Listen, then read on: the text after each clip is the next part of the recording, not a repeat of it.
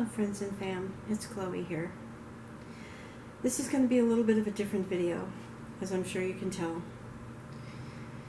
Today is September 11th, 2019, and 18 years ago this country totally changed.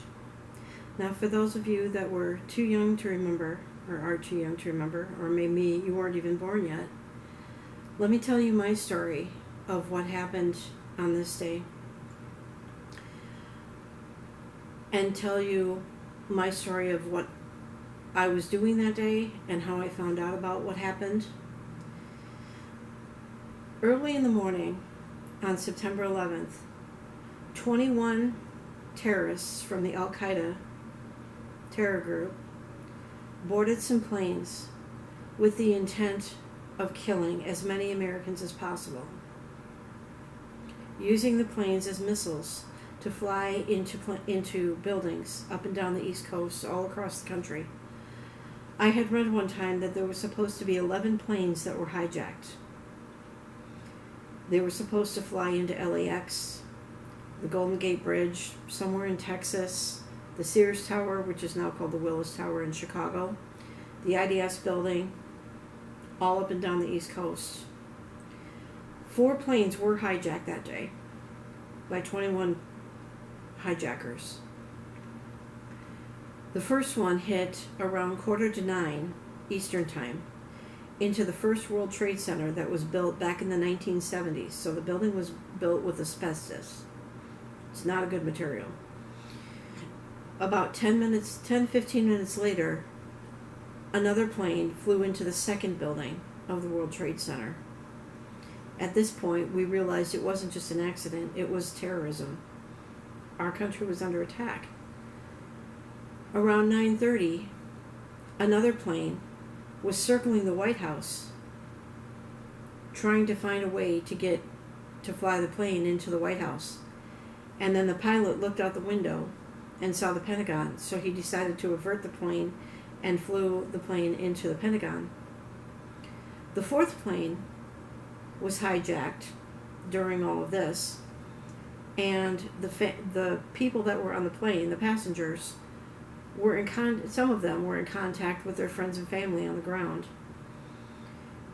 and were told what was going on. So they decided they were going to take over the plane, and they were successful in preventing that plane from flying wherever it was heading to. They were all the way out over Ohio before the plane was hijacked, and they turned the plane around to go back to the East Coast. The passengers took over the plane, and sadly the plane was flown into the ground in Shanksville, Pennsylvania, killing everybody on board. But they saved countless lives that day. So where was I? Well, I was at work. I was living in Elgin, Illinois, and I worked about a mile from home. My kids were living with me at the time, and they were going to school. I had just gotten married in June of that year, and living with my now ex-husband and his mother. And I get to work, and doing my thing, and the IT guy comes by. He and I were kind of friends. And he spoke kind of quietly to me, and he said, a plane flew into the World Trade Center. And he kept walking, and I couldn't hear what he said. So I called him back, and I said, what did you say? He said, a plane flew into the World Trade Center. And he said it kind of matter-of-factly, like it wasn't a major thing. So I thought, okay, so a small plane hit the Trade Center, and okay, so it was an accident. So I said, okay. And he got mad, thinking that I didn't believe what he said, so he kind of stormed away from my desk, and he went back to his desk to print out the news story. And by that time, the second plane had hit the second building, and he kind of threw the papers at me, and he said, another plane just hit the other building. Now do you believe me? And I said, it's not that I didn't believe you, I just didn't hear what you said. So I started reading the news story, and as I'm reading, I'm getting freaked out. Because I'm reading everything that we now know, that these 2 planes were hijacked. I mean, at that time in the morning, we didn't know that they were hijacked. We just knew that 2 planes went into the buildings. And then somehow the story started circulating around the company. It was not a very big company. And we didn't have a TV in the break room, but some people in another department had like one of those Watchmans. It was like a handheld TV that you could walk around with. So every once in a while, some of us would go to this other department to watch what was unfolding. And we all were begging our bosses to let us go home to our families that day, but they wouldn't let us. We had been told the Sears Tower was hit. We were told that the IDS Center here in Minneapolis was hit. That LA, somewhere in LA was hit. That several places up and down the East Coast were hit. And for those of you that live in New York or Pennsylvania or Washington, D.C. that were there or had friends or family that died on this day, my heart goes out to all of you. But we have to remember, this day still affects people today. How many countless people across the country went to New York starting on September 12th? They had to drive because they grounded all the planes. So people were driving over to New York to help look for people in the rubble of the Twin Towers. Now, these were two buildings that were 110 stories each, and they were now at ground level. They were no more. Plus, they had like, I think, 6 floors below ground that were all like stores and parking. And so there were people trapped underneath all this rubble. Now, within the first 24 hours, I've read several times that 21 people were pulled out alive. And 2 of those were police officers that they made a movie about called World Trade Center that starred Nicolas Cage.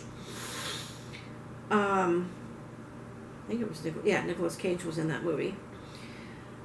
And so,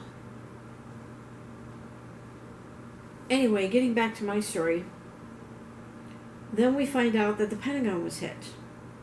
So, I'm trying to get home as quick as possible to be with my kids. And when I get home, my now ex-mother-in-law was watching the news, and they were replaying everything that had happened earlier that day. Because all of this started before 9 o'clock Eastern Time, and it all ended, I believe it was right around 11 o'clock that morning, I think. Or maybe it was around 10 o'clock, because the buildings fell, the 4th plane, Flight 93, was flown into the ground. So maybe it was like an hour and 15 minutes or something that all of this took place. They grounded all the planes for 9 days.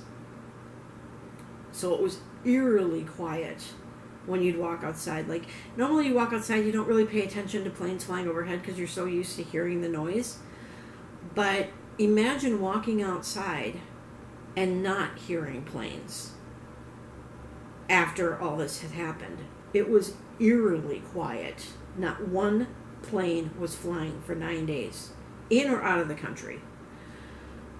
So I get home and I'm seeing, and I apologize to any of you that might find this offensive. I will not be upset if you decide to turn off the video at this point, and I'm not going to get into graphic details, but when I first came home and I saw the news was on, I was watching this, and I saw a man falling, or that had jumped from above where the fire was in the buildings, because of course when the planes flew into the buildings they exploded, and they flew up pretty high, so several people were able to get out of those buildings. Thousands were able to get out. Even some that were above the impact zones were able to get out. And as I'm watching this man falling, and thankfully he went behind some buildings from where this camera angle was at, I was thinking, am I watching the end of Die Hard, the first movie? And I thought, no, because that happened at night, and this is during the day. So then I'm realizing people are taking their own lives, or they're falling out the building from way high up, and those people were dying too.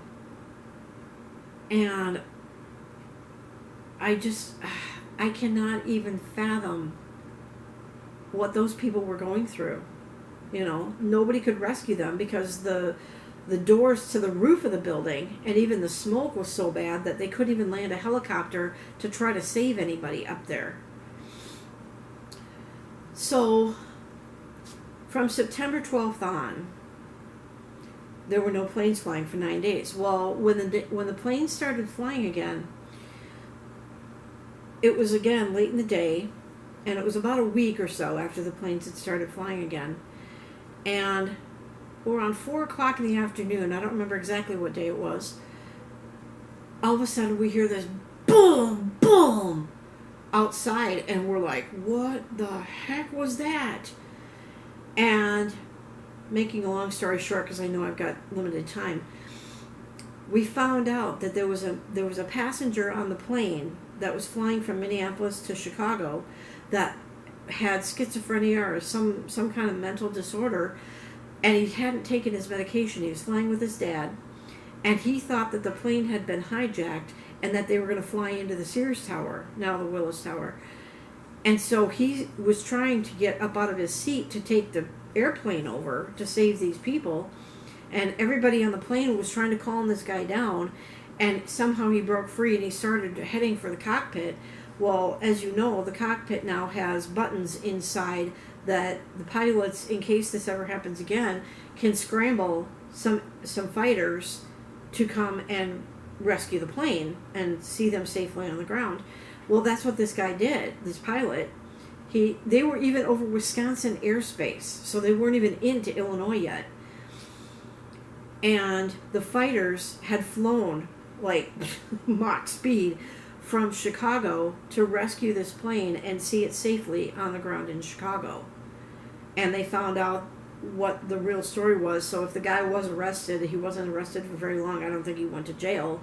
But they escorted him off the plane, found out that he hadn't taken his medication. They gave him his medication, and then he was fine. But talk about terrifying, you know. Now, on 9/11, it kind of has affected me in a couple different ways, indirectly. My uncle was down in Texas visiting his son, and he was on a flight from Texas to Minnesota when they started grounding all the planes. He ended up in Kansas City, I don't know, Missouri or Kansas, and he was stuck there until he finally found a car rental place that got a car so that he could drive back to Minnesota. My one sister goes to a church, or went to a church, where Tom Burnett had attended, and his parents still attended there. And so when she went to church on the following Sunday, because 9/11 was on a Tuesday, she went to church the following Sunday, and they mentioned Tom Burnett because he was on Flight 93. And her kids, my niece and nephew, actually attended the same high school as Todd Beamer, who was also on Flight 93. And then years later, when I moved from Elgin, Illinois to Rockford, Illinois, Elgin is about an hour northwest of Chicago, and then Rockford is about another 45 minutes or so from Elgin towards Wisconsin. I worked for a member of the choir that I used to sing at the patriotic concert that I posted before. He owned like a cafeteria within a business, and so I worked in the cafeteria, and one of the chefs that was there had actually, he was a professional chef, and he was actually in New York on 9/11, 14 blocks from the World Trade Center. And he has since passed away from cancer, which I believe was caused from breathing in all the asbestos and all the bad air. I had met his wife, and she's the same age as I am, and this was, 10, 11 years ago that I met her, and she had the lung capacity of a 90-year-old because they were stuck in the city. They were doing a catering that morning for some lawyers for a luncheon or something, and that's when 9/11 happened. They were unloading the truck, bringing the food into this cafe, and they saw the planes go in. And then they started bringing the food back out, and the lady of the cafe said, no. Obviously, we're not doing this luncheon today, but you're going to have to feed anybody who comes in here.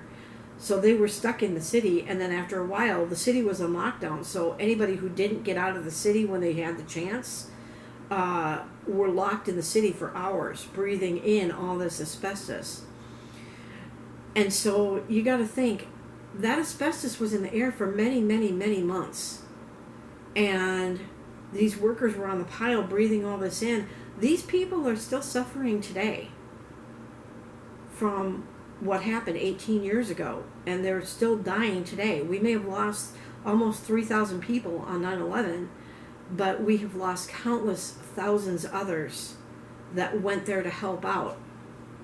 So if you are one of those people, my heart goes out to you. Thank you for going there to help out. And I'm really sorry if you are suffering physically. For anybody that has lost anybody from 9/11 till today, 9/11/2001 to today, 18 years, my heart goes out to you as well. My heart and prayers and thoughts are with you every day. We need to remember those people. We need to remember there's still family members out there that are still suffering today from the loss of their friends and their family. Think about it. You wake up, you kiss your loved one goodbye, your son, your daughter, your mother, your father, you know, your cousins, your best friend, whatever. All they were doing was going to work. They were getting on a plane and flying for whatever reason, pleasure, business, whatever.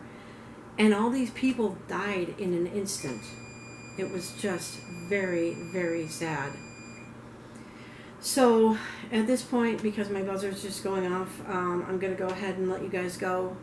This is my flag of honor. It's got the names of all the people that died on 9/11. This is a very special flag to me. The stripes are made up of all the names of all the people that died on 9/11. So remember all these people. Remember they had friends and family that are still remembering them today. So I'm not going to sign off as I usually do. I'm going to sign off and say, stay safe and be vigilant. Pray for those people that are still dealing with all this. And we'll see you on the next one.